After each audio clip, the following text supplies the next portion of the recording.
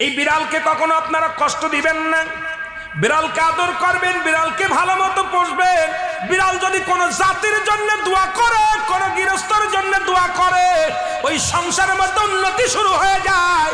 ওই সংসারের মধ্যে আর এক নাম্বার হলো, যে ঘরে বিড়াল থাকে সেই ঘরে জিন আসতে পারে না, জিন বাস করতে পারে না।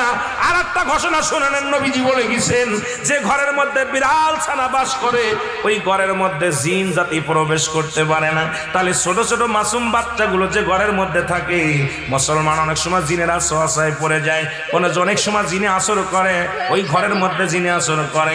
যে ঘরের মধ্যে বিড়ালকে আদর করে বিড়াল থাকে, ওই ঘরের মধ্যে বিলাই বিড়াল বিড়াল বিলাই বিলাই, এইটা যার ঘরের মধ্যে আছে এই ঘরের মধ্যে দুষ্ট জিনেরা আসতে পারে না। জোরে জোরে চিল্লায় বলা যাবে না মারহাবা।